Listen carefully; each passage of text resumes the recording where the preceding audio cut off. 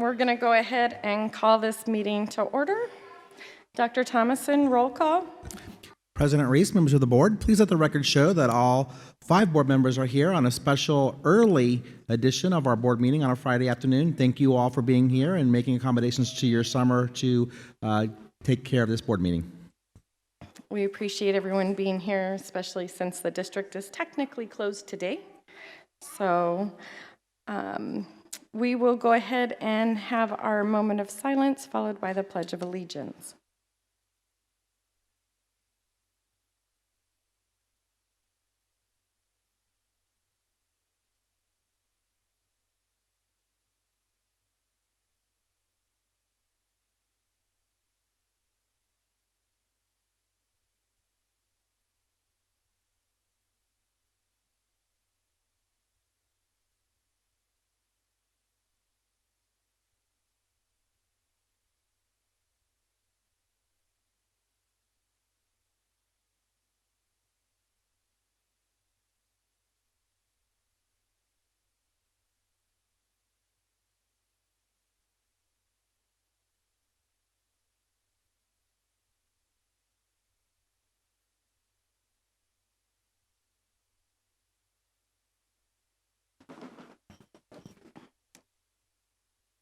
All right. I move that we approve the agenda as presented.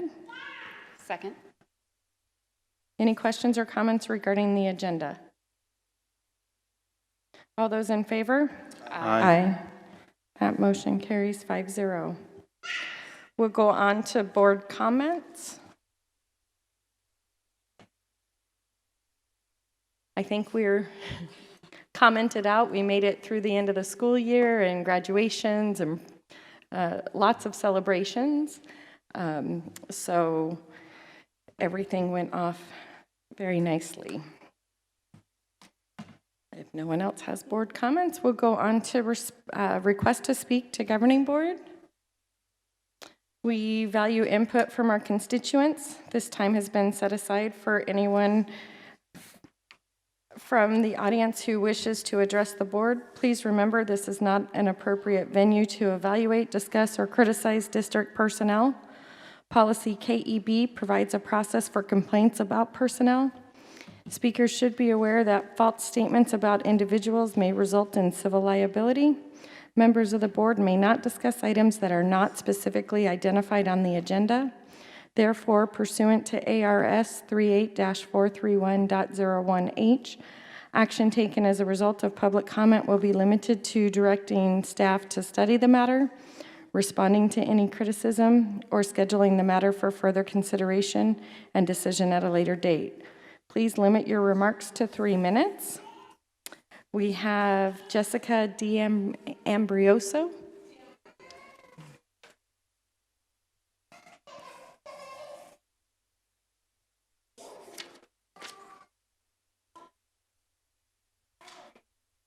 Do you want to wait until we get to that action item? I mean, it's up to you because the agenda's going to go fairly quickly. It's up to you.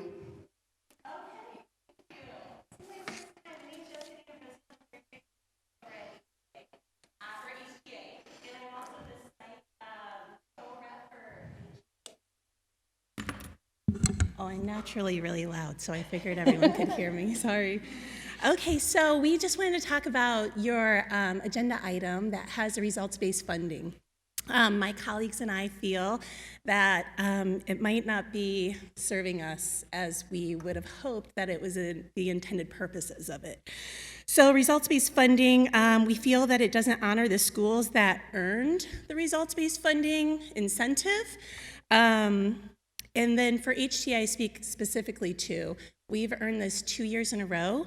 The first year we received a check for $1,998, so $1,998, and after receiving it 2 years in a row, we're receiving less. It's really hard to make that mark anyhow, and it was something that we were striving for. So to kind of make it 2 years in a row, we were super excited, and then to find out that the check that was cut was less was disheartening, to say the least. Yeah, that's just what I wanted to share with you, and I just represent my staff and my colleagues. Thank you for letting me speak. Thank you.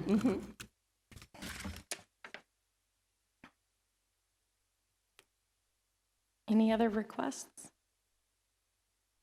Okay. Then we'll go on to the consent agenda.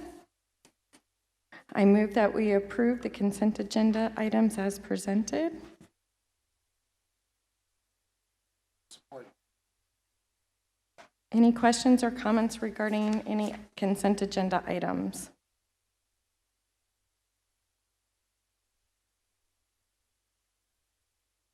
Okay.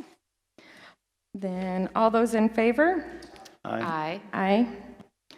All those opposed? Nay. That motion carries 4-1.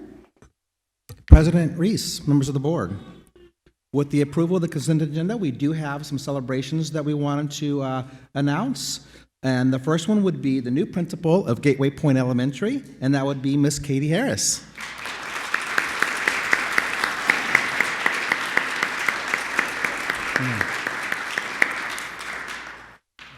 Principal Harris, would you announce who you brought with you today to celebrate?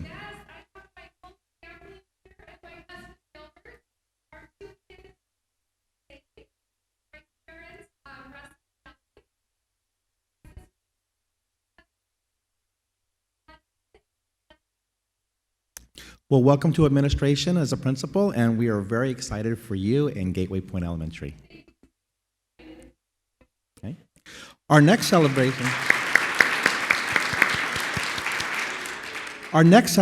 would be the new assistant principal taking Katie's spot. So, Andrea Zabel.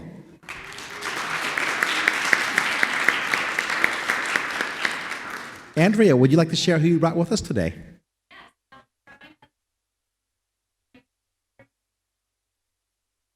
Congratulations. Continuing on at our middle schools, we do have a school that's now over 1,000 students, and so we implemented a dean position, and that dean position, filling that spot, will be Mr. Bruce Potts. Mr. Potts.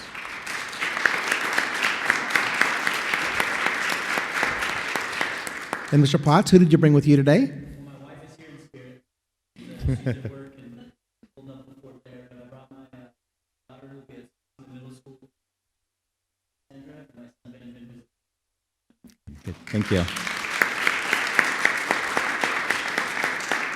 And finally, for our director of CTE position, we have Mr. Craig Pearson. Mr. Pearson, who did you bring with you today?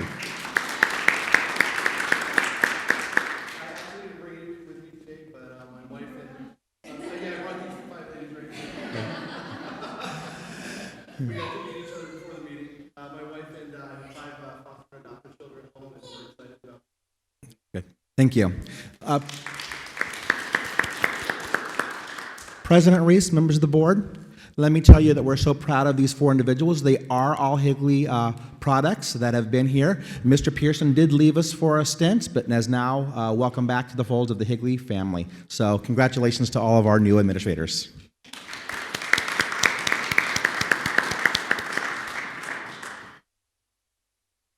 All right, congratulations. All right, we will go on to our action and information items. The first item is 9.1, the Governing Board Monthly Report. Does anyone have any questions regarding the financial report for May?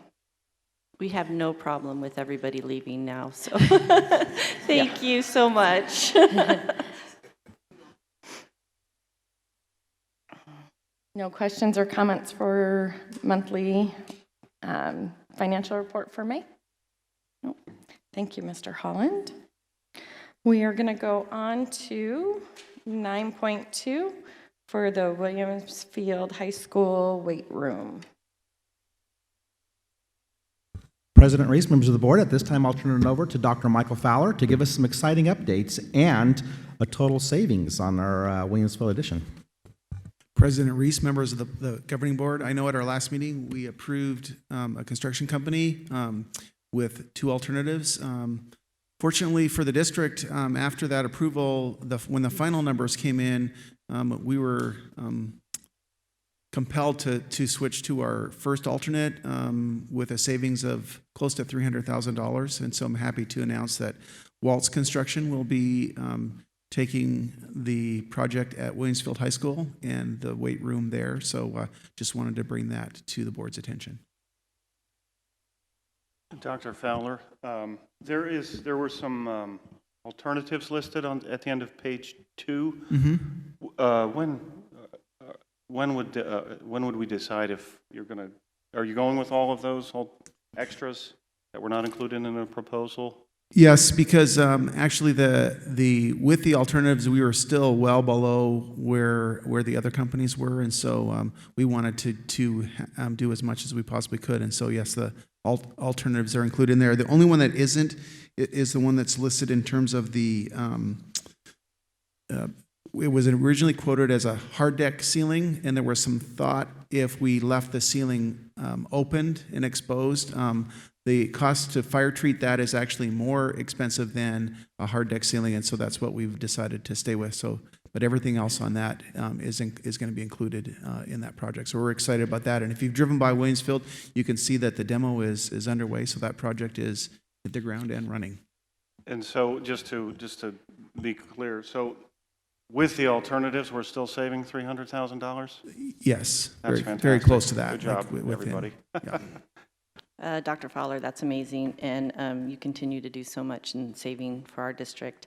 Have we used Waltz before on a project that you could maybe tell me a little bit about? Waltz is a brand new company that we're working with, although our architect, one of the architects that we work with, Orcutt Winslow, has done a number of projects with them, and they were very comfortable.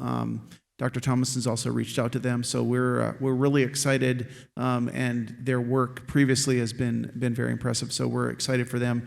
We're their first opportunity within the public education circle, but they were very motivated, and they were a very close second when we had looked initially, and then when their new numbers came in, we're just really excited. They really want to earn our business, and we look forward to working with them in this case. And we're still besties with McCarthy? Yes, McCarthy is still working with us. Sure. In fact, we have plenty for them to do this summer Okay. as it relates to adjacent ways. So Great. we're still working well with them as well. Very good. Thank you. And President Reese, members of the board, the decision to add Waltz to our select bidders list too was not taken lightly. I was able to go out on several different occasions and tour at least 5 of their schools, including some operations at the community colleges and public and private and charter schools. Any other questions regarding the weight room update? All right, then we'll go on to 9.3, the classified compensation study recommendations. Good morning, President Reese, members of our governing board, my fellow colleagues, and our Higley community. This morning, I am going to be introducing Mr. Vance Jacobson, who has been our project lead and consultant for the classification and compensation study that we've been doing and participating in with about 9 other school districts within the East Valley and other parts of Arizona. So, Mr. Vance Jacobson.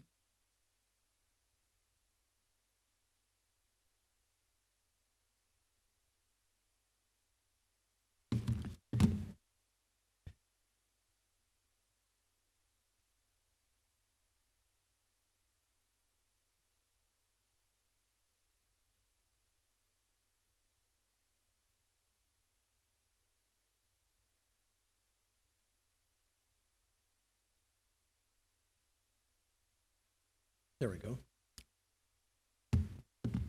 Board members, thank you for having me here. This was a trip that I wanted to make a while back, and I'm glad we could do this. You're the last board of the group of 7 school districts that are participating in a project that I've gotten the privilege to speak with and offer some what we think are going to be some pretty bold recommendations, and also those that are very clearly affordable. Just as a little bit of background, we go back to last fall, and there's a group of 8 districts that got together, and And I think the gist of it is essentially discussing emerging labor market conditions and challenges moving forward, given growth, given the fact that Phoenix area is no longer a golfing and retirement community. It's as big as Houston. So that, you know, the world is changing out there. The competitive market and the type of skills that are being attracted in the community are creating a whole new demographic. But one thing that came out of that meeting was that in looking at compensation practices at all levels, hourly, instructional professionals, teachers, administrators, all through the Phoenix area, where I guess you could, in a very short phrase, you could say collectively it was a house that Jack built. That not a lot of continuity, not a lot of competitive consistency among different employee groups within the districts. And each district would have a tendency to kind of feed off each other whenever they have a shortage of a certain position or a certain occupation.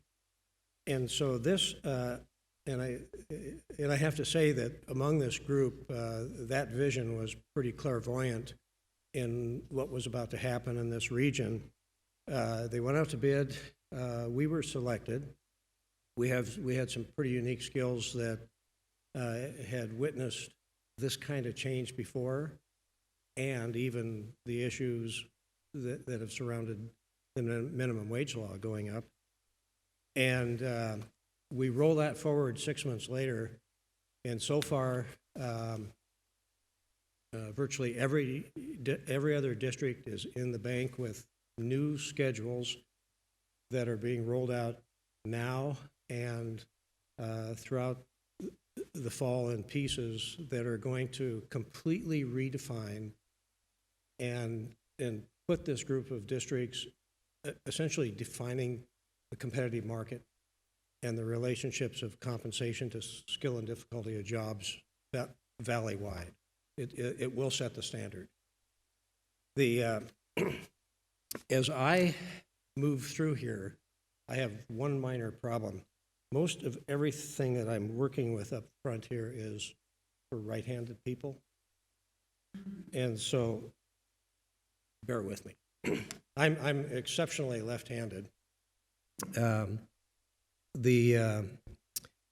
Anyway, the objectives we had in the survey were really there were really about 5 or 6 key elements to it. That first of all,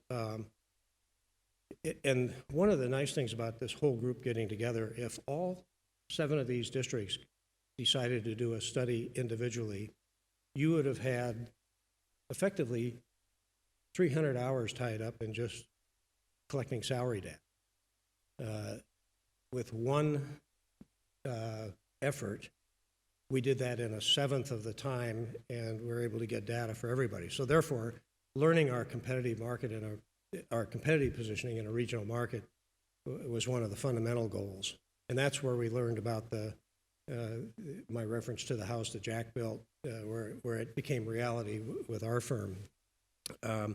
The other thing is that one of the goals was to design salary structures and plans that really could demonstrate a consistent response to competitive trends. Instead of reacting or overreacting to maybe a unique job or jobs that this week they become the shortage of the week, we have a structure that allows us to make more effective decisions in terms of moving forward with critical positions, and in a way that also shows a commitment to preserving our internal pay relationships among existing and prospective employees. The salary structures and plans, one of the major goals was to simplify the ongoing administration. And those, I'll mention later, those come about with some decision-making tools that all the districts get from us and customized to each one of you. The other, moving along, things that have that are just a reflection of modern practices. We would be suggesting job titles and job designs where needed to reflect what's going on in a modern way. Just case in point, we saw a few districts that had a position called clerk typist, and we haven't used that title in about 25 years. So one of the, even at the very most simplistic level, we're able to do, what titling scheme is going to allow us to attract interested people in all demographics and age ranges. Probably the big one is cost-effective implementation plans. We've got a number of factors that we had to consider. One would be internal inequities built around not having a system and having to make ad hoc reactions to different job openings. The other is pay compression as certain occupational groups go up at the expense of higher or peer level jobs not moving with it. All of a sudden, career ladders and promotional differentials really get out of whack. And we saw that, we see it here at Higley, we saw that in every other district that we worked with. And then the whole issue of longer term salary growth. And that, interestingly enough, in our firm, we've been to a lot of places. We've worked with 3 digits worth of school districts, and we always will see salary ranges that have a minimum and a maximum. Well, not in the Phoenix area. That you would have start rates, and then it would be open-ended. And one of the objectives that we had in the project was really to reel that in, so that not only do we develop the ranges that have the consistency, we also, as the ranges would exist for everybody, they could let you hire somebody, give you salary growth, but there's a stopping point.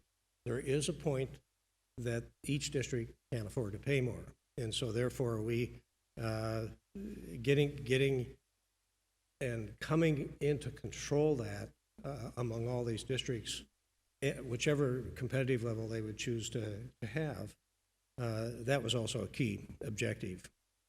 And then lastly, as we start in the spring, start thinking about life in August, i.e. football, the topic did come up, and we've spent a lot of work at working with the districts on simplifying things like stipends for sports and student activities. And actually a trend that's existed elsewhere is a blending of student activity and of all forms, whether they be athletics or avocational or academic, into a master schedule that's very simple and very easy to administer from a payroll point of view.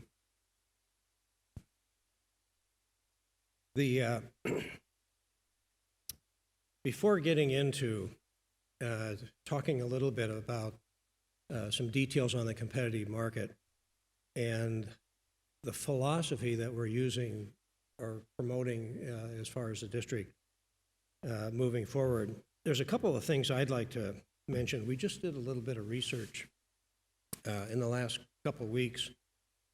In October, and this is a perspective, this is something that it kind of helps us put, the master schedules and all recommendations into perspective.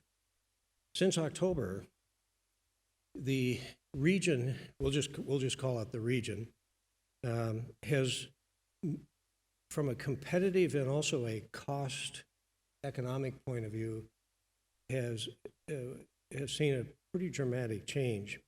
In October, Phoenix was pretty much regarded as kind of like a median city in the United States.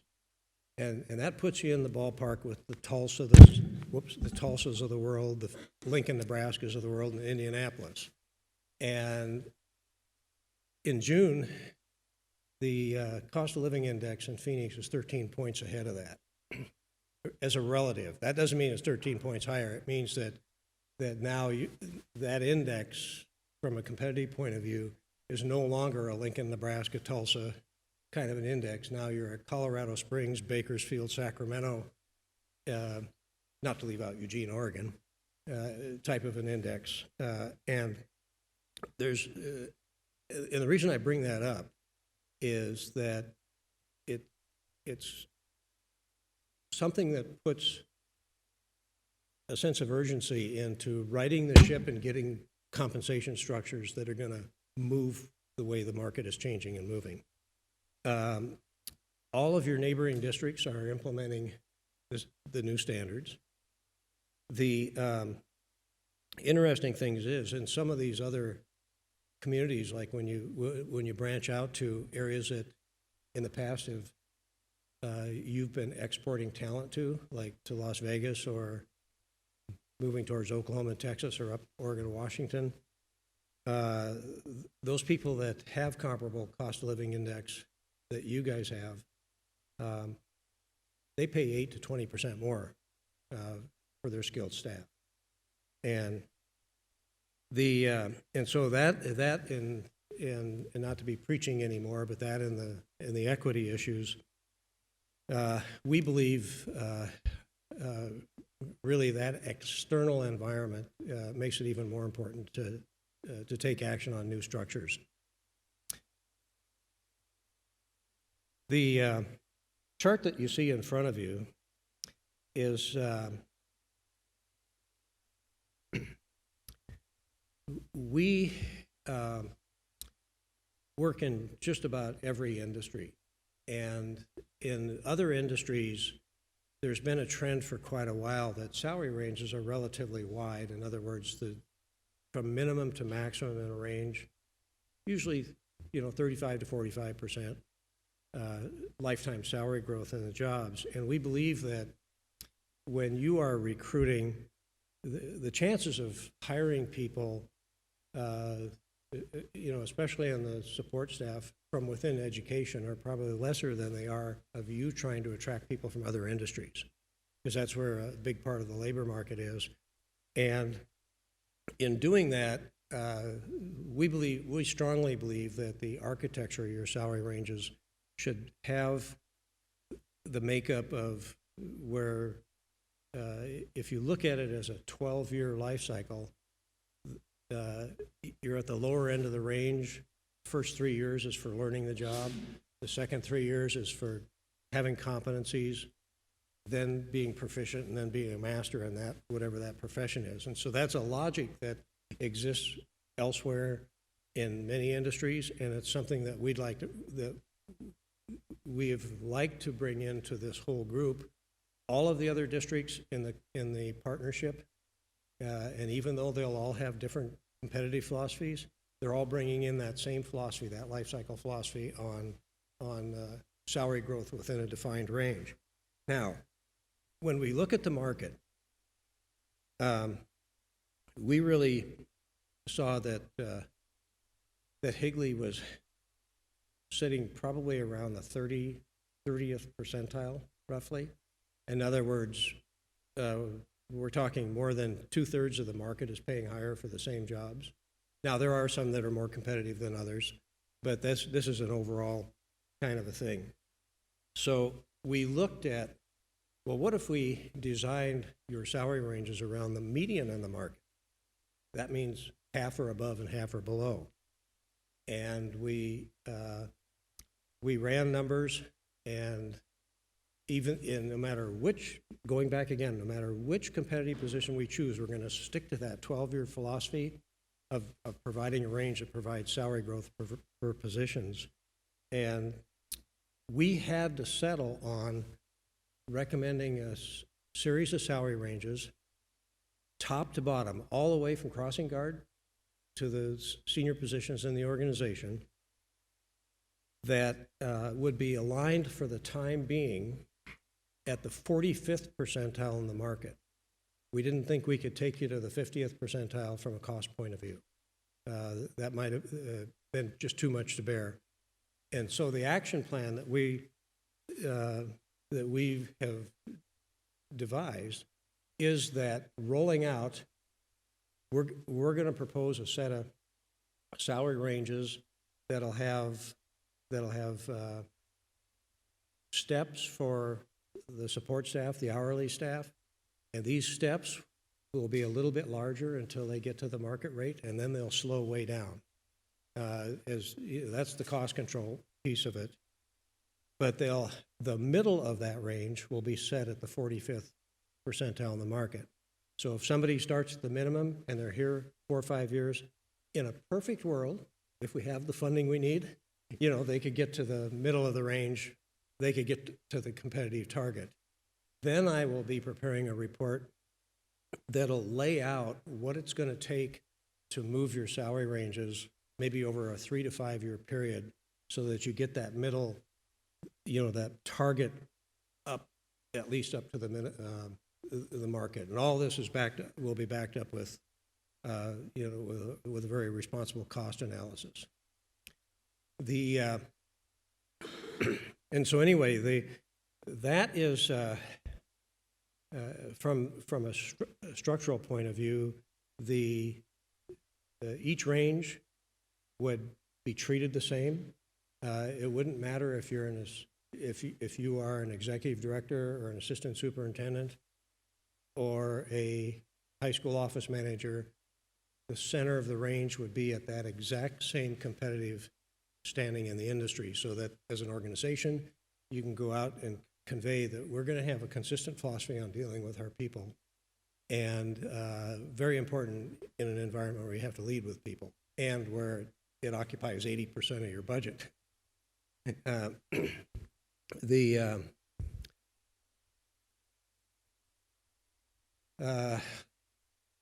Last items that we have, we're starting it right now.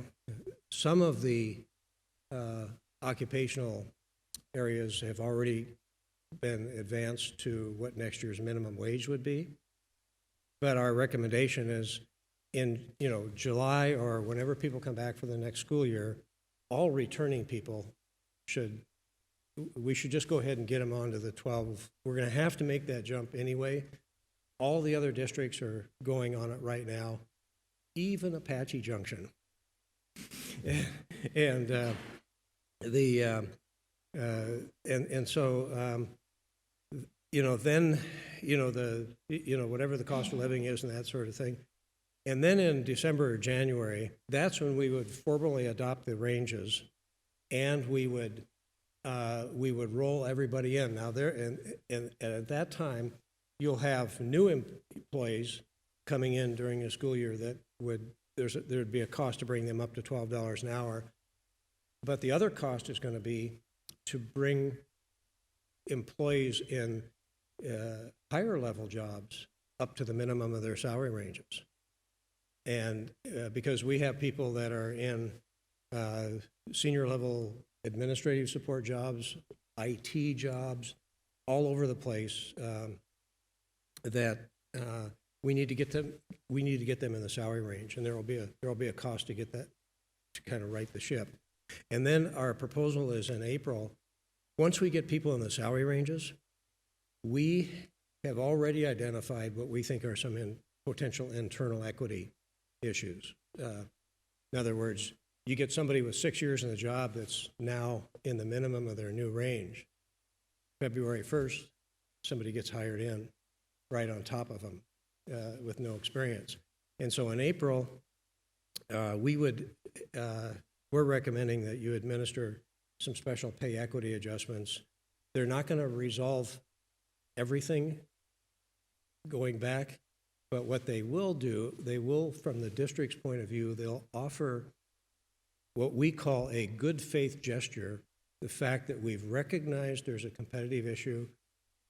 We'd like to make this adjustment now, get you a little further into the range, and then let you move through the range, because it's going to take 3 to 4 years to get people where they need to go. And that way we've got a roadmap. We've got a roadmap for doing it. And so anyway, and so that is, in a nutshell, we've got some pretty incredible objectives that we had to accomplish. We've developed a series of master schedules for districts that create a consistent framework for paying people all the way up and down the organization.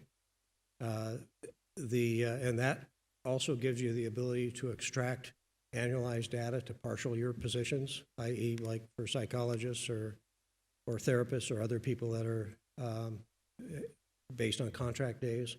All of that infrastructure is given to the district so that they can make decisions on building the range and precisely keeping certain targets in the range to that competitive philosophy. Just, sticking with the game. The numbers that I gave you, we believe they're pretty accurate estimates, but they are also not just, they're cash flow numbers. And the reason why we're implementing a little bit later in the fiscal year is that for example, a 4% financial impact for the whole entire calendar year or whole entire fiscal year, if you implement in January, it's just a little bit more than half of that as far as cash flows. And so you can work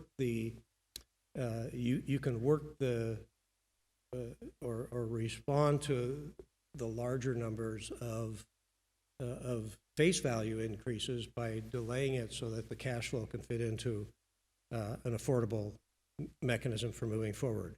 And that's why the cost estimate in April for the equity adjustments is down to $40,000, because the impact is only going to be for one quarter. It's going to be for the last quarter of the year.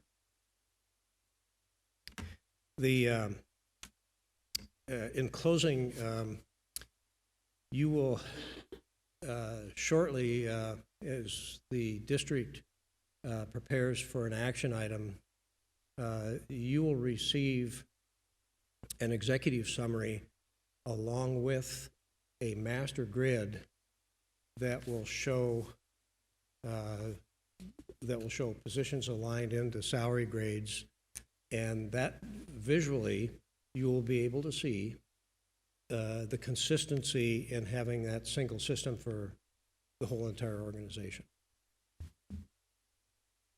And then the real work starts when everybody comes back, because Mum and I will be working on a communications plan to roll out and answer questions and have everybody. We need to educate managers, we need to educate staff in terms of understanding the new program, because this will be a change.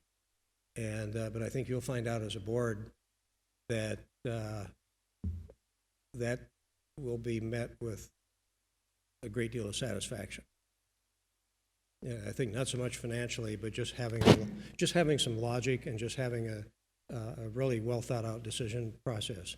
And when you have new positions come in, you will have a job measurement system where once that job is defined, human resources will code the job, and it'll automatically place it into the proper salary range, that preserves it in its position in a career ladder or wherever it may be. And then we go home. I just have one quick question. Could you list the 7 school districts that you're working with again, just so everybody in the audience knows, and I think that would be really good. The 7 school districts. I'm sorry? The 7 school districts you're yes, working with. by all If you could means. list them again, that would be great for everyone. Those districts include Chandler. Chandler's board, by the way, approved it top to bottom last Wednesday. Tempe Union High School District. And we are rolling out in 3 steps. We're in the middle of step 2, we've already done step 1, and then step 3 will be October. Queen Creek, Apache Junction, can't forget them. Casa Grande, Gilbert, and the remaining one that couldn't, with some other things going on, they couldn't get in this year in the project, Kyrene, they will be starting we'll work in October, November to get them up to speed and so that they can implement in January. And where is home for you, Mr. Jacobson? Where is home for you?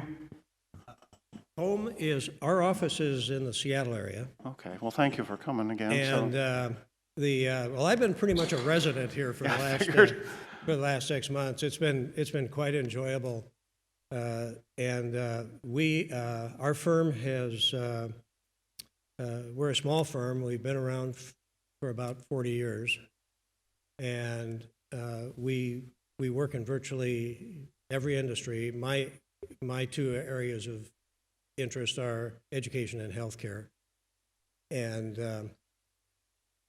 we've worked in a variety of different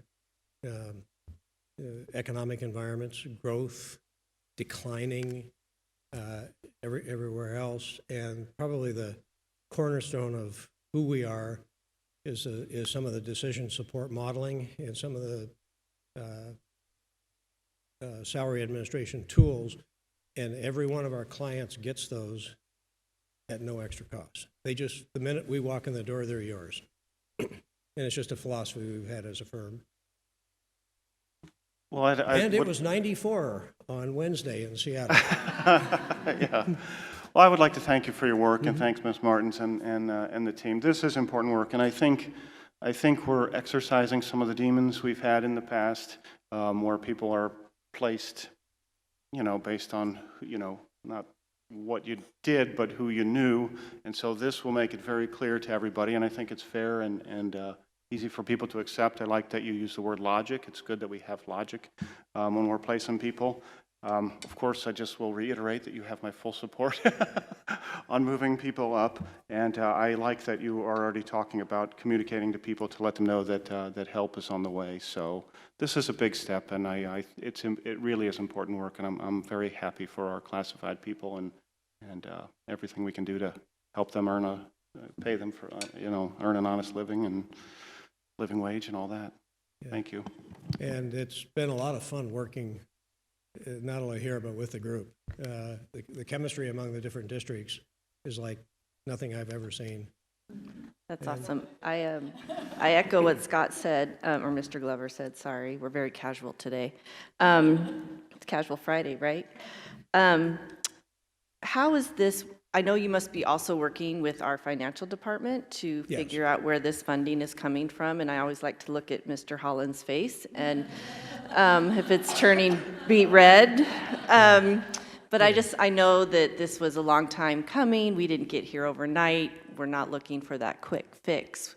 And so I just thank you again all for your time and energy you've put forth in this. Our classified support are certified in such amazing ways, and I want them to feel just as valued. It's been a lot of conversations about, paying our teachers, and I just want to make sure that our strategic plan is our entire staff feels supported and valued, and I think this is a giant step towards that. So thank you. And I will be working, as a matter of fact, after the meeting, I'll be even working with finance today. And I also have a public accounting background many years ago, but I would never admit it. So but anyway, so everything we do, we give it our best shot to make it affordable, sticking with a particular vision. And so I think frankly, I think we have a winner here, and I'll be working with them from here on out to to look at specifics like timing, et cetera. Good. Thank you. The pleasure's all mine. Yeah. Thank you. Any other questions? Okay. Then we will go on to our 9.4.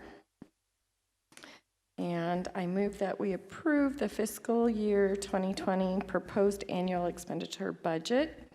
Second. And Mr. Holland, that's you.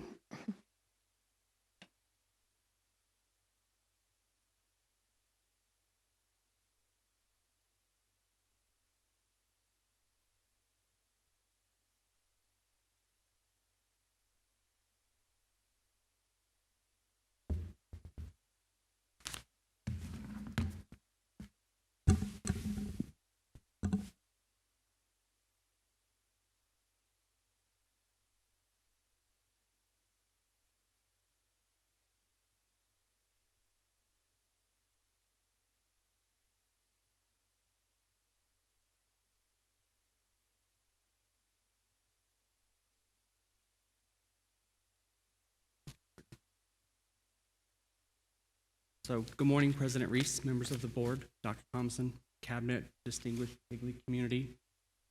Thank you very much for the opportunity to come and speak with you this morning and give you a quick presentation on our proposed budget for the 1920 school year. Is that why you wore a money tie? Pardon me? You wore a money tie for that reason. Yes, it is a money tie. So my assistant Dina ordered it for me online, so I had to be sure to wear it. I have a joke.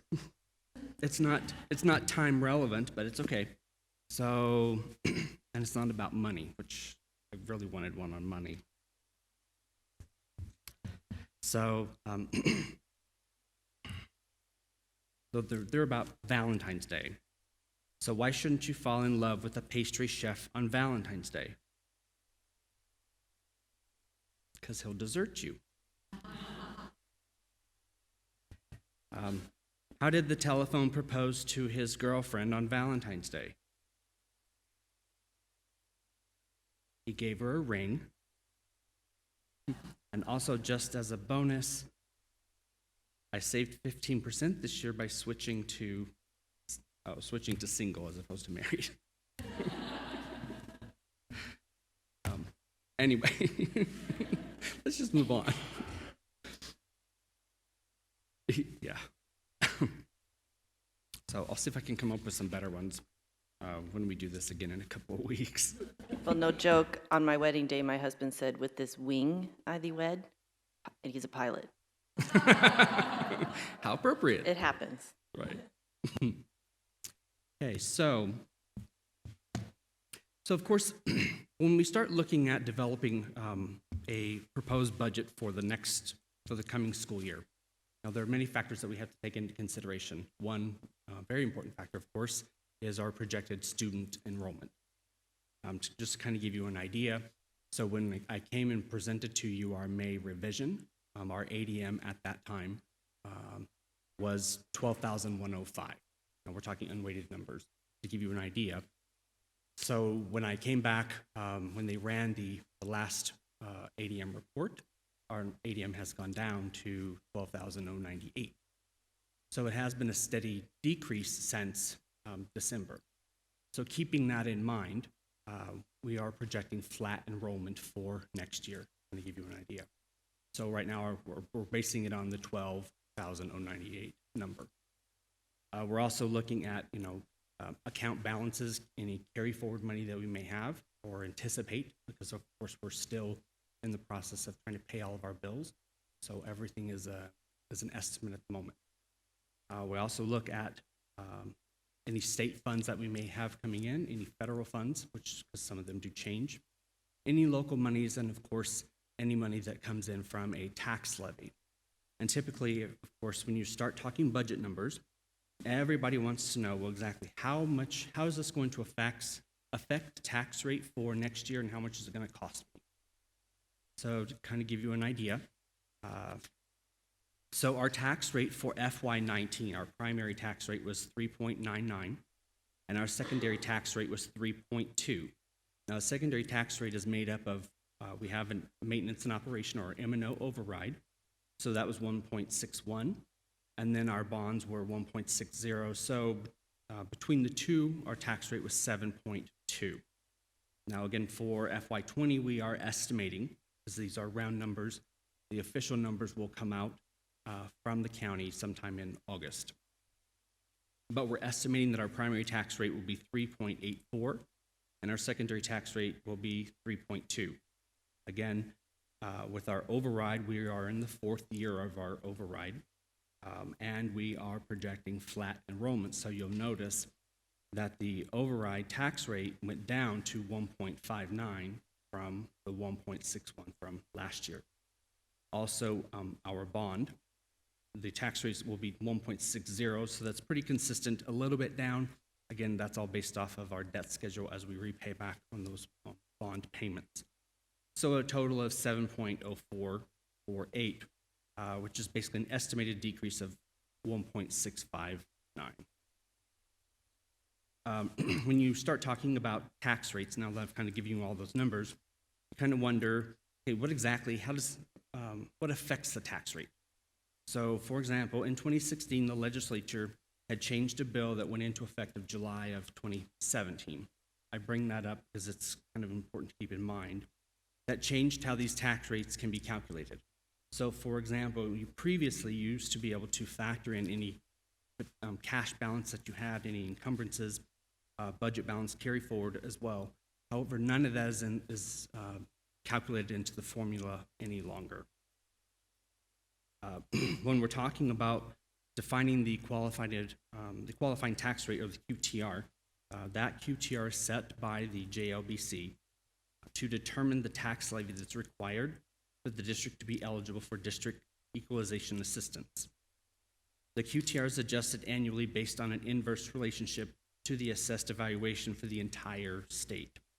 So, for example, if statewide assessed valuation goes down, then the QTR will go up and vice versa. So what does that look like for us for next year? So our QTR did go down because of the statewide assessment did go up. So there's more property value to be able to spread those tax dollars across. The QTR went down from 3.93 down to 3.79, to give you an idea.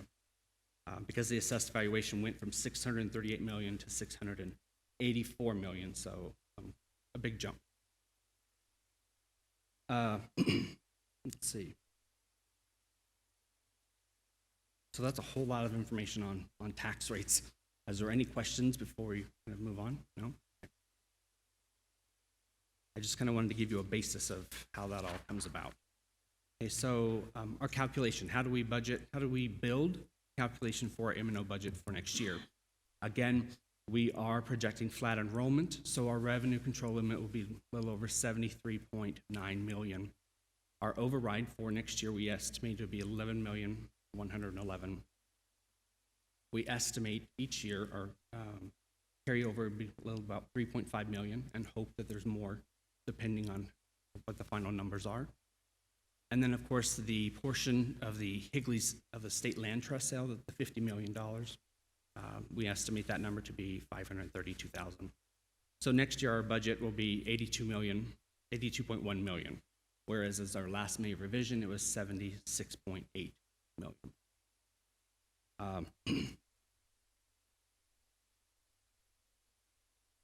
So again, there's some people that ask, exactly how will those additional dollars be spent? Well, kind of as Mr. Vance just presented. So it's based on salary increases or adjustments, as well as additional positions.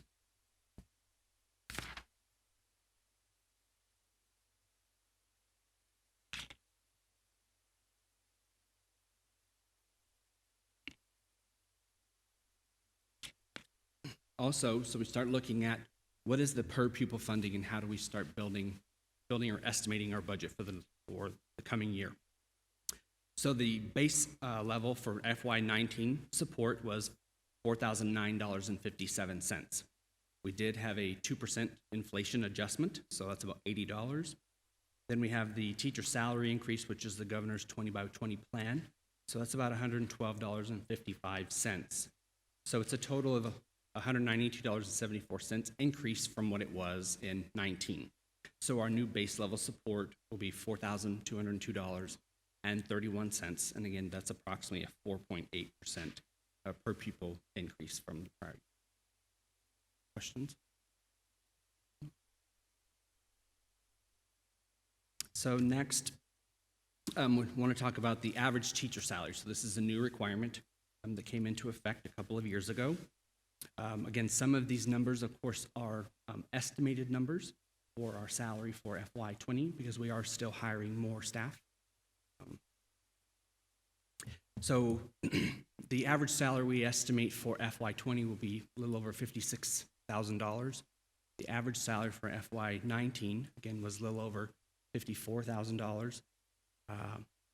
So it's an increase of a little over $2,498, and we estimate for next year would be a 5% increase. If you notice down at the bottom, it talks about our average teacher salary from 18 was $47,972, and the total percentage from 18 until now is the 18%. Does that make sense? So last year, when the governor's plan first had come out, they had come out with that 1.6. The district had given a 2%. Last year, the funding was for a 10%. We gave an 11%. And then this year, going into next year, will be a 5%. That's how you get to the 18% increase.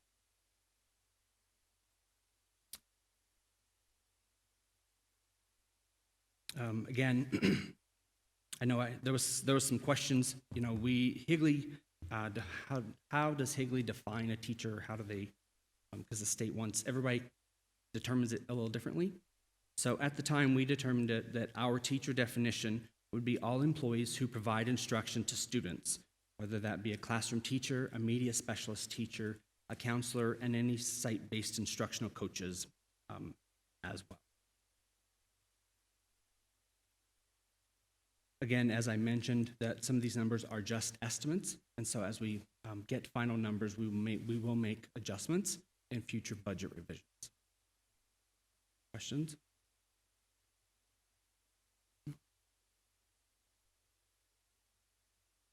So next, we move on to the unrestricted capital budget. So as we know, the district does have a huge need for capital funding. And also, the state has been in the process of trying to restore the District Additional Assistance Formula, or the DAA. And I'm happy to report that the cut this year, where previously it was around 85%, the cut this year is approximately 31 to 35%. So it's drastically increased. So that's better.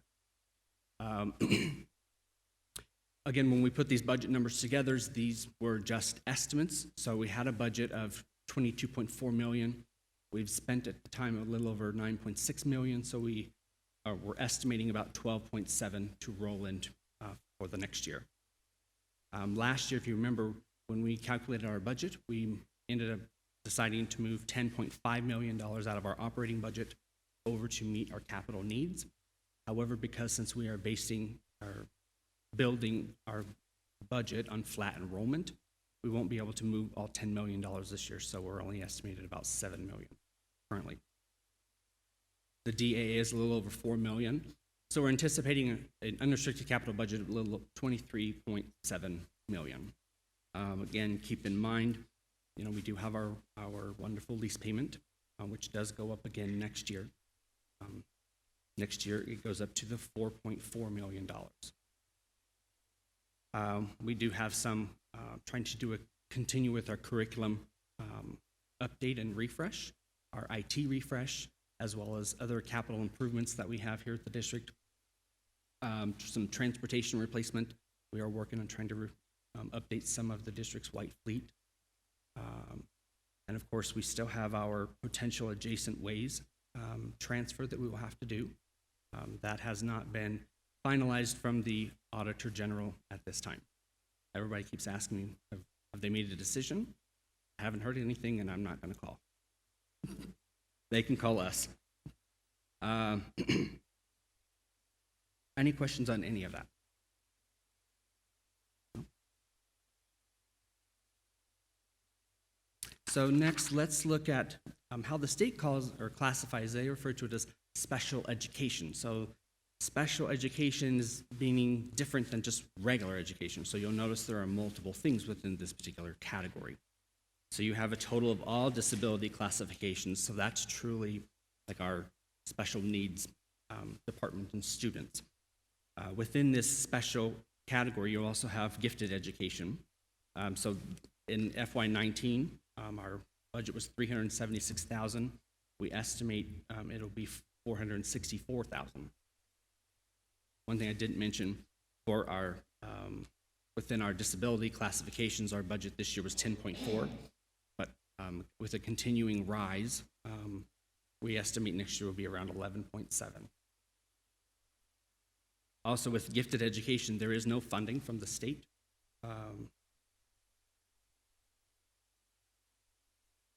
There had been no funding for gifted education in the past, but that's something that the district wanted to provide. So we do cover that out of our M&O budget. Let's see.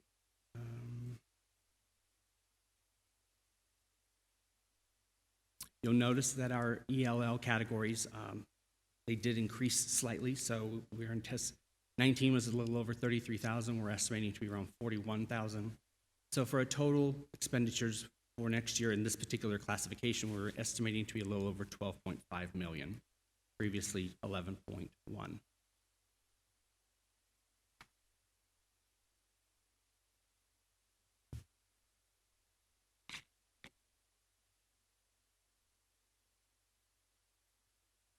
Next, let's talk about the Classroom Site Fund, or Prop 301 dollars.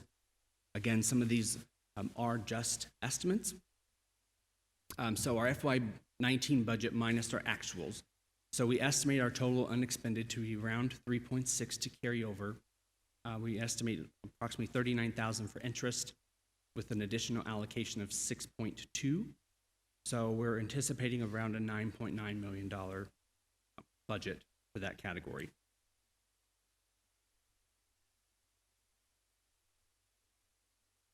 So a couple of things that I just wanted to clarify because I've gotten some questions on. So the allocation of how these funds are determined, which I'll go into a little bit more in just a second, but that's set by the state, okay? So when these funds come in, they will come in one particular bucket or fund, and then we allocate them out into Fund 11, 12, and 13, which we'll go over in just a moment. Also, one of the things that we try to do to ensure fiscal responsibility is so that we're able to provide a small increase each year to our teachers. We don't just spend everything all in 1 year that comes in. We try to plan for the future as well. But also, keeping in mind that carry forward also does help us cover the additional costs for teachers or expenses as they come up throughout the year.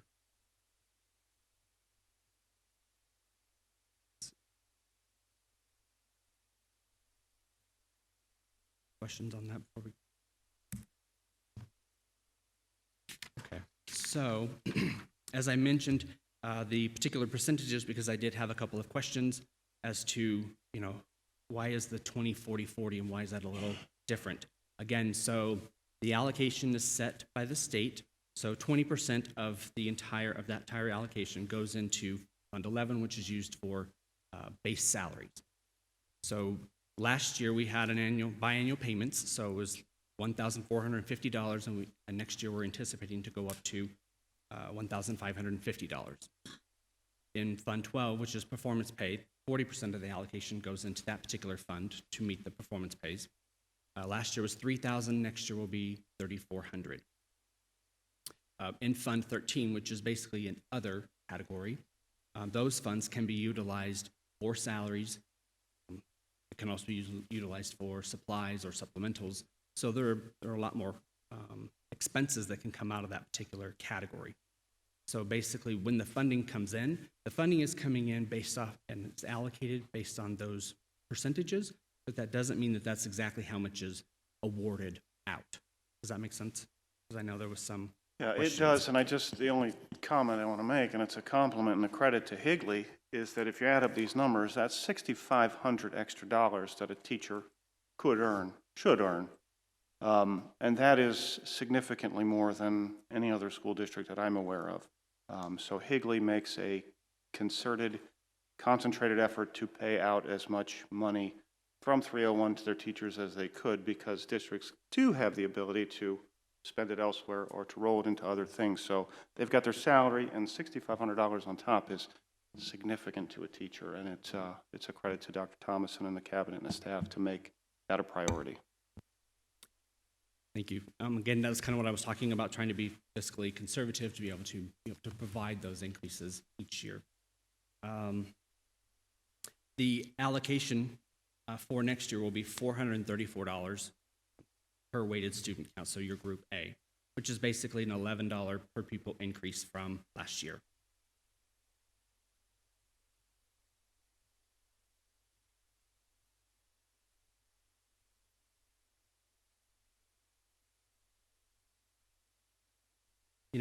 These funds also, with many other districts, they take these Prop 301 dollars and they build them into their base salary schedule, and that's how they advertise it.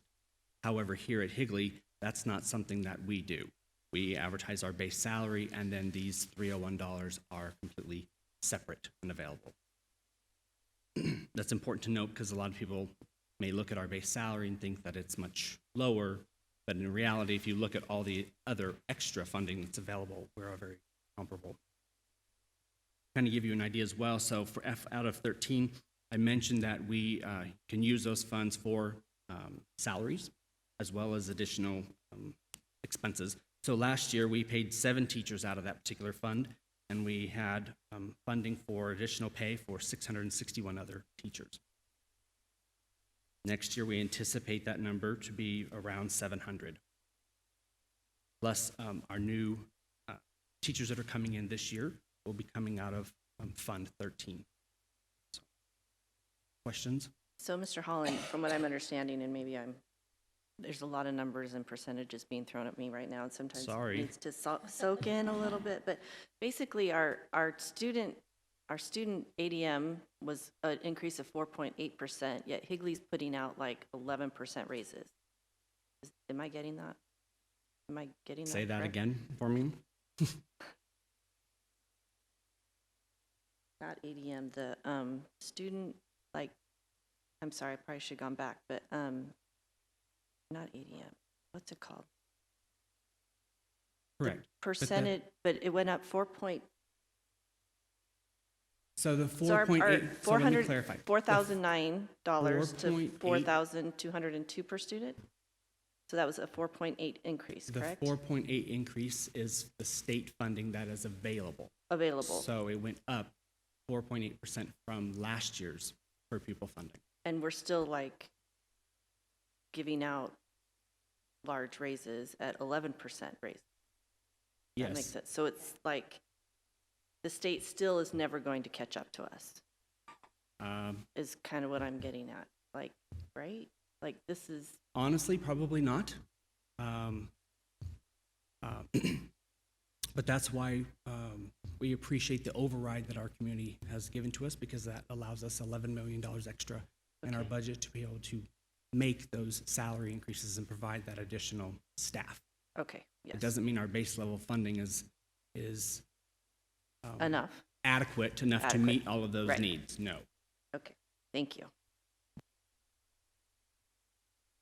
So again, as I mentioned, that override helps with that. So that's why it's so very important to be able to get approval to continue that override. Otherwise, we'll have to start looking at cutting $11 million out of the budget. Make sense?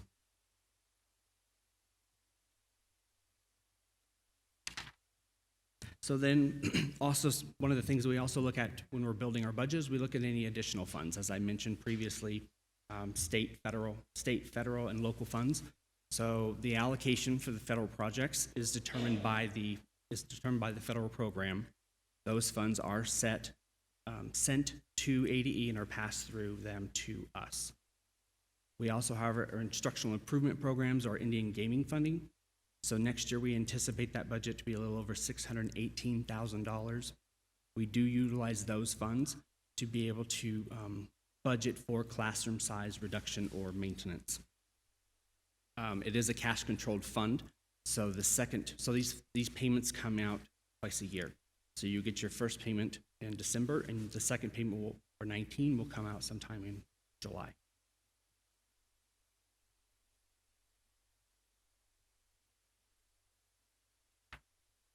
So what happens now? This afternoon, I guess, morning, I present to you a proposed budget as presented, and at the same time I ask to call for a public hearing for June 26th, where at that time I'll bring back this budget to you and ask you to adopt it.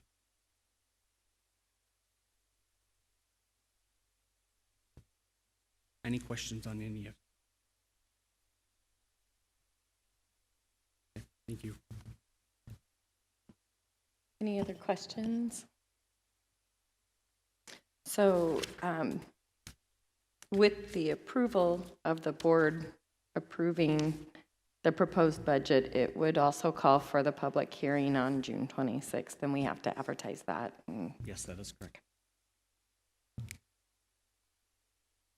Thank you for the information. If no one has any other questions, then all in favor accepting the budget? Aye. Aye. Aye. Aye. That motion carries 5-0. Thank you, Mr. Holland.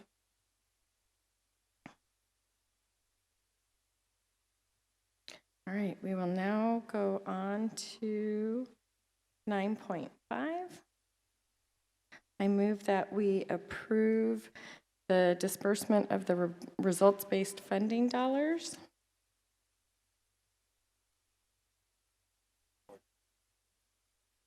Okay. Dr. Thomason or Ms. Martins, do you want to present how these amounts came forward? President Reese, members of the board, we did have a committee that included administrators, teachers, and district office personnel to go through it. We did vote on everything that was proposed to the committee.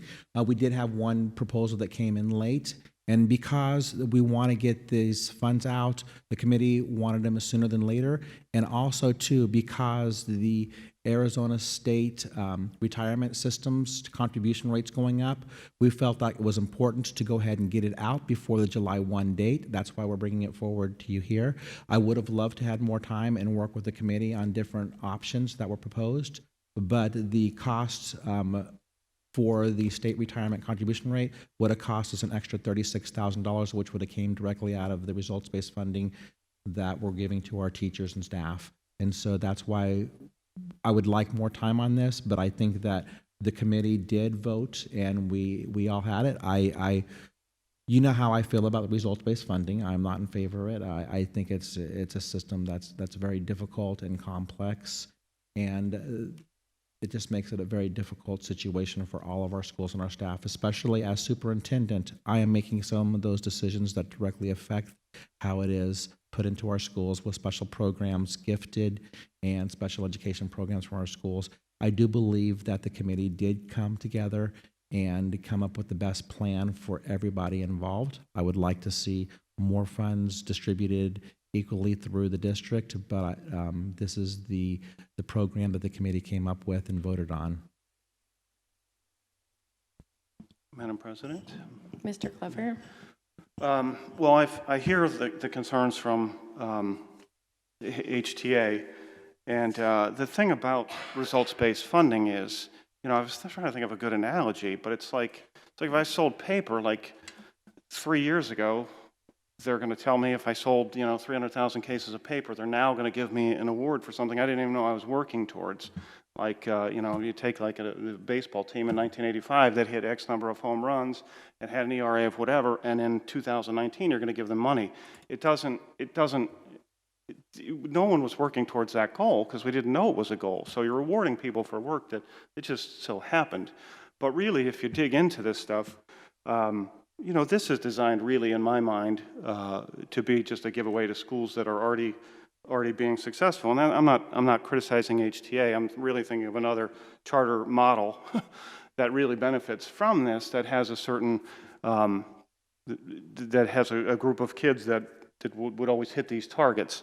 So what I worry about is the fact that we're setting up schools where then people would abandon the schools that need our very best teachers, and they're going to go to this place where there is wealth or a program that attracts certain maybe highly achieving kids, and all the other ones are left behind. I think it's a bad model for public ed in general. So what I do like is the fact that there was a committee and there was input, and I hope you guys felt like you had input. I mean, sometimes you win, sometimes you lose, and sometimes, the best deals are when, not everybody feels a certain level of discomfort. So I get it. You have a legit beef. I understand what you're saying. But as a person who wants the best for all of our kids and wants things spread around, I'm glad to see that classified people were included. That is a great credit. I wish there was enough for everybody, but we want people to work together. We want people to have input, and I mean, I'm if the committee is satisfied, and that's what you're telling me, is the committee is satisfied or satisfied to to get the things out as soon as possible. Then I mean, I can live with this, and there's not to say you couldn't talk more about it and come up with a better plan. This year's plan was different from last year's plan, but these are results from, what was it, 2016, 17 school year? Results-based funding didn't exist then. So. And President Reese, members of the board, the state legislature in their infinite wisdom has decided to increase the amount for the results-based funding for next year and put more constraints on uses of those funds. And so the committee will continue. We were hoping we would have something that would stand the test of time as we came together as a committee, but it doesn't look like, and so I will be continuing the committee next year to take a look at the new funding formulas and the new restrictions, and so that committee will continue for next year. And the other thing, I guess, is, you know, this, for 2 years, HTA won, there could be next year you don't win, and so everybody gets a little something, and we all make each other better and lift each other up, and it did get more than the others, so I don't know. I'm okay with the plan. You can be as mad at me as you want to be, and we can talk afterwards. But there's other school districts that didn't consider any of their other schools. They gave it all to them, and that has created some real resentment, and not you know the working together that we want to see in our schools. So I don't know. I think it's. And President Reese, members of the board, we did add a third tier this year. Last year we had 2 tiers, and this year we had a third tier of those schools that were A schools for the year the money was earned. I did have a little mistake in that aspect too, because the years getting funded for 2 previous years ago was a little bit difficult, and so that was something that we did have to change and work through. But we did add the third tier of those schools that were A schools but did not earn the results-based funding, and so that is that middle tier that's in the concept for this year's dispersal. President Reese. I too have struggled with results-based funding. I got to even sit in on one of our committee meetings to just kind of hear from everybody, both sides. And it's really hard, and it's just not a fair funding at all, like Dr. Glover. I'm updating you.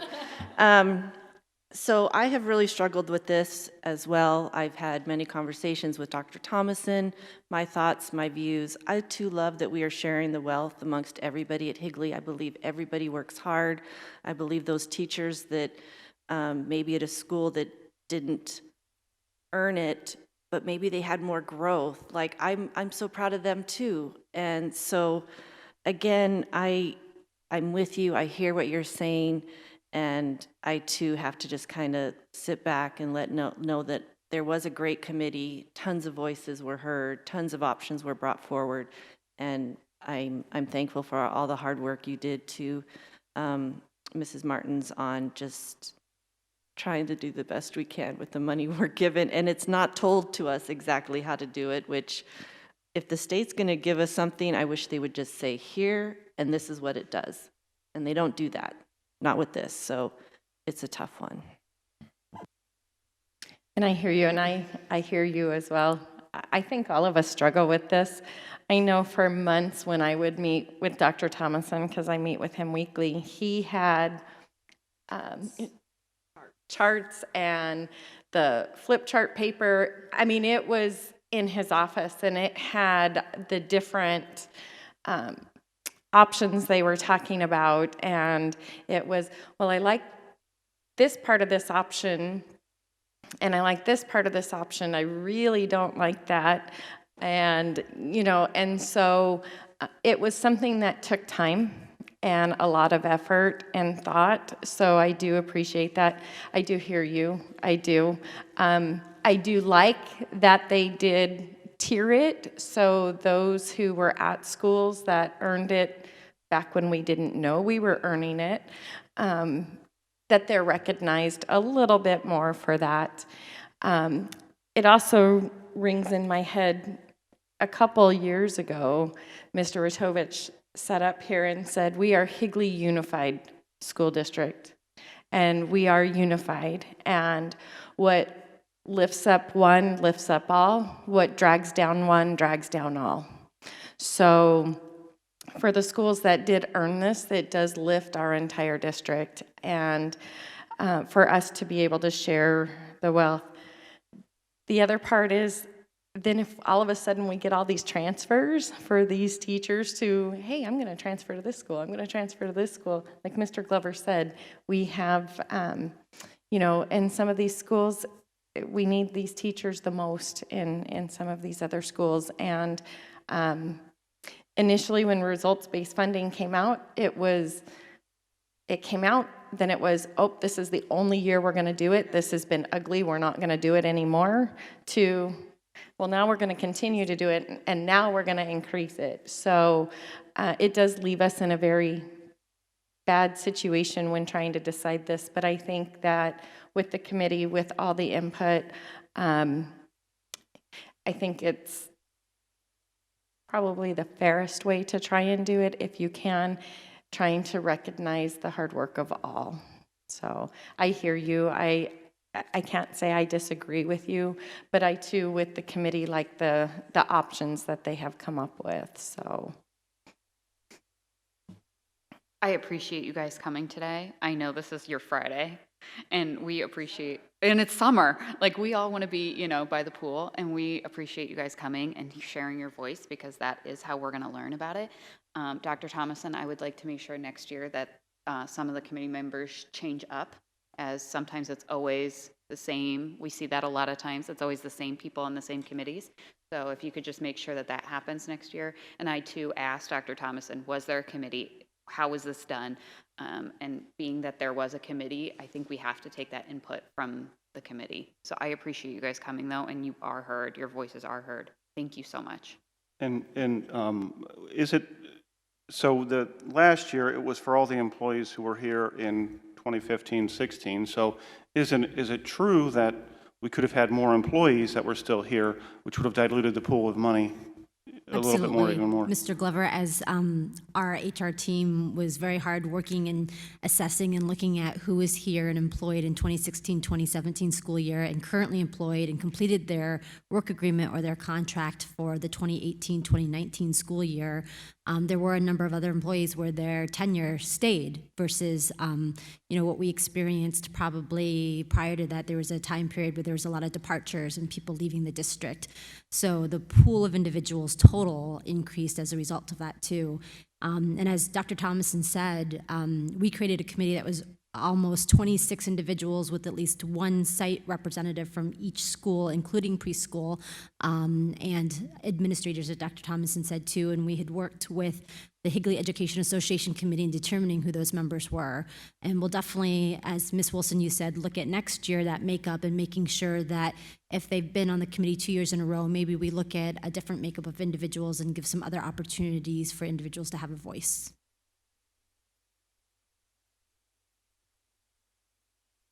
any other questions or comments? All right, all those in favor? Aye. Motion carries 5-0. All right, we'll go on to 9.6. I move that we approve the sole source procurement vendors for fiscal year 1920. Second. Any questions regarding the sole source vendors? All right, all those in favor? Aye. Aye. Aye. That motion carries 5-0. 9.7, I move that we approve the purchasing contract renewals for fiscal year 1920. Second. Any questions regarding the purchasing contract renewals? All right, all those in favor? Aye. That motion carries 5-0. 9.8, I move that we approve the continuation of existing cooperative agreements for the 1920 school year.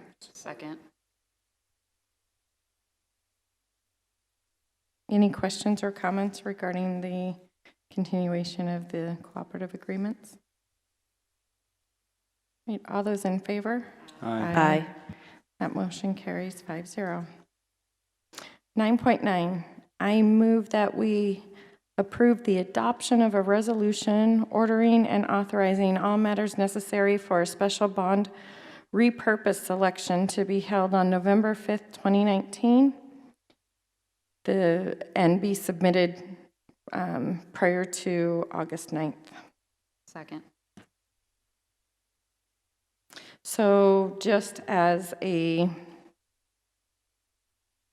quick summary of this is that it would not go out for a new bond. It would be repurposing bond dollars that our community already approved but are in buckets that we cannot currently use. Yes, ma'am, that is correct. Any questions? Yeah, Madam President, I just to re-say this again, we've had a lot of people in Higley working very hard to not have to spend that money on things that we deem not necessary. So that's the whole basis of moving this over, and it's once again a credit to working for School Facilities Board, blah blah blah, all these saving all this money. So it's been responsible spending and budgeting and planning and all of that. So I hope that the community will consider that as this moves forward. Well, in understanding, we've taken care of the needs that they were initially intended for. And like you said, they were fiscally responsible. And over time, our needs have now changed and the money is there. It was approved. And we're just asking that it be reallocated to buckets that we can use it. Yes, President Reese, members of the board. As I did mention in a presentation that I brought to you in March, repurposing these funds, 3 of them will be the same categories. So we'll continue with pupil transportation. We'll continue with technology updates and improvements.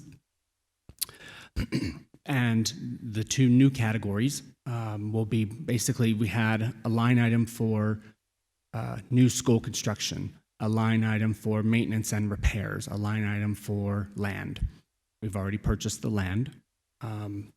And because of our flat enrollment, we're not currently, do not have a need for additional elementary school. The $70 million, $70.5 million only allows for a 10% variance, so that's about a $7 million. But based off of the categories of how we've spent, we have about $10 million sitting in new school construction, which is not enough to build a school. We have about $4 million sitting in for land. And then we had about $1 million sitting down for a fueling station that was previously, the original plan was to go in at the transportation department. However, that has all changed. So now those are buckets of money that we can't access unless we are given the opportunity to repurpose those dollars. So the new categories would be, it's more of an overarching type of category. So it'll cover construction, whether it's new or new school, new whatever. Maintenance and repairs, buildings and grounds. Anything that the school needs would be able to come out of that particular category. And we do have a small amount down for the district buildings as well. Again, the numbers that we have in here are just estimates because we are still in the process of trying to pay bills for this year. And thank you for bringing up the point. So initially, in a bond election, you have to specify what it's going to be used for. You can't just use them for whatever. And initially, in our new school construction, the intent was to build 2 new schools. Yes. And Bridges the cost was much higher than anticipated when going out for the bond election. Yes, that is so correct. The remaining amount, even if we had a need at the moment to build a new school, we don't have enough money to build a new school. That is because correct. That Bridges came in way over the amount that we expected at the time for that bond election. So with it sitting there, we couldn't use it anyway. That is correct. And then, like you had also mentioned, the natural gas station, that was going to be part of a bond, part of a grant, and that never came to fruition. So because it was in the bond election for that, we cannot use that money. So we're just asking that it be repurposed, and we have some aging buildings. We have some other needs, such as the what we talked about earlier, the improvement and extension of the weight room at Williams Field. We have some growing needs. Our district, while our projections are flat, our high schools are growing, and so we have to meet those needs as well, and part of that is increasing our building sizes as well. So thank you for that explanation. So President Reese, one important thing just to note, so when this was originally approved in November of 2015, the $70,580,000, those bonds were then sold over the next 3 years. Because we have no additional bonds left to sell, this repurpose comes at no cost to the taxpayer. So there's no additional tax that'll be imposed. Basically, it's just approval to be able to reallocate to meet the district's growing capital needs.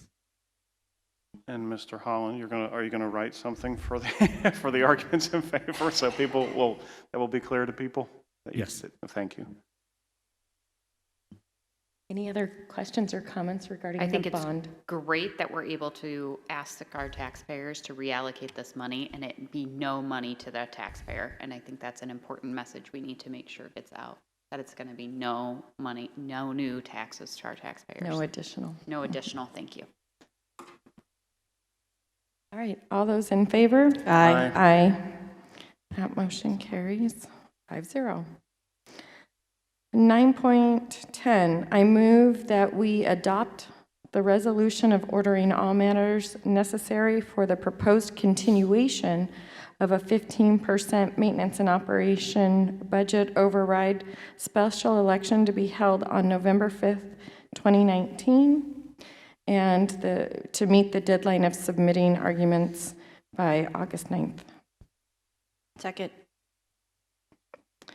And just to be clear on the override, this is a continuation of what we currently have. We're not asking for an increase, we're asking for a longer period of time. And I believe in your budget presentation, we spoke about our override and that it provides us $11 million.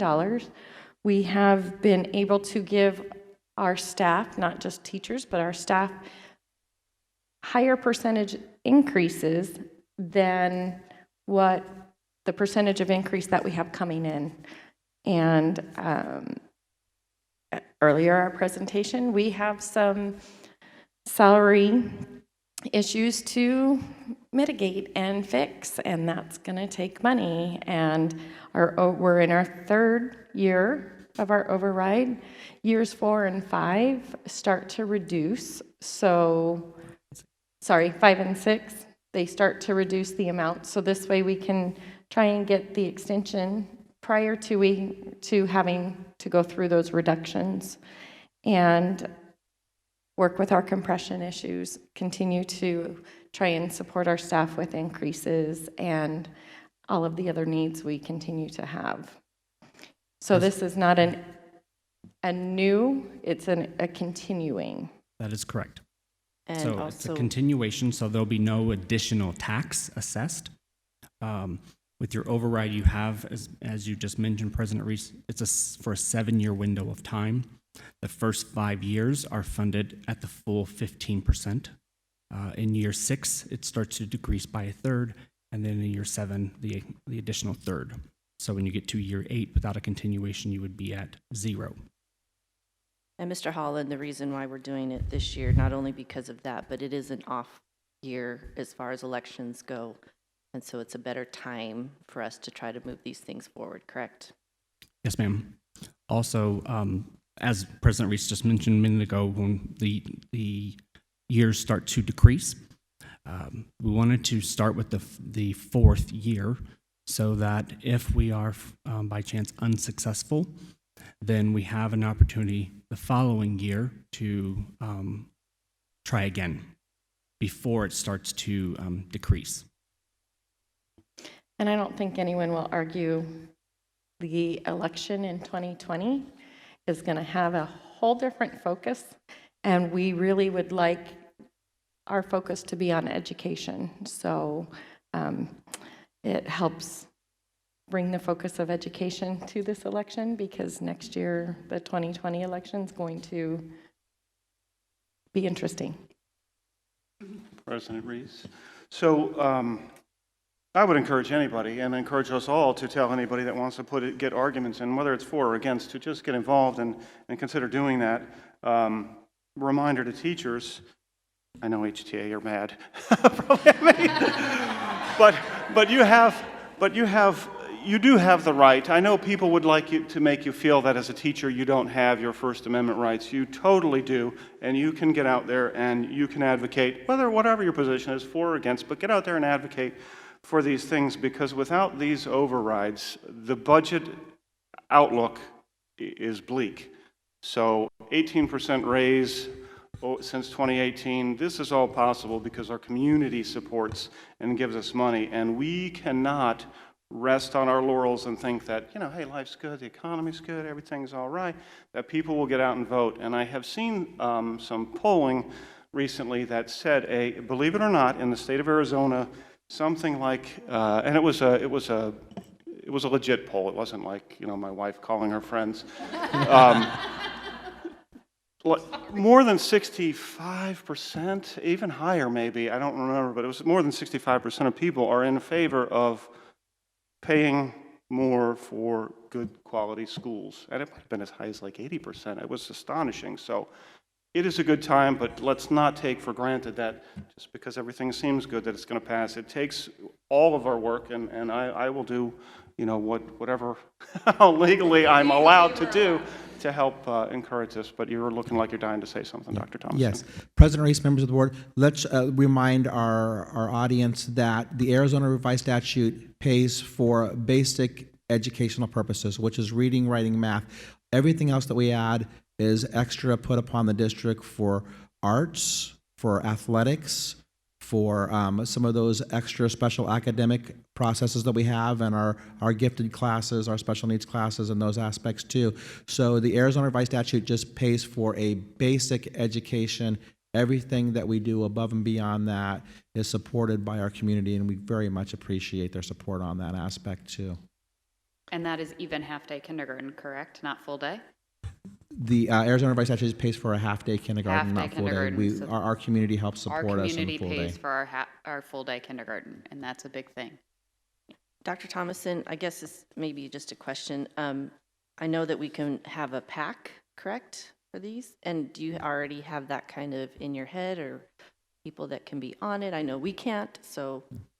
President Reese, members of the board, there are individuals that are working to put a political action committee together. That is something that is not associated with the school district, but we're able to go ahead and give them information and data to help support their position, whether it's pro or against the override.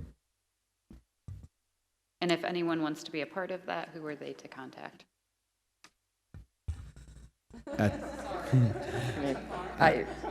Too much. Yeah, at this point in time, we don't have those contacts. And as a district, we can't push them there. Just to reiterate what Mr. Glover said, people have to understand, just because times seem good right now, we cannot afford the attitude of our teachers are getting increases, our teachers are being paid well, we don't need to do this anymore.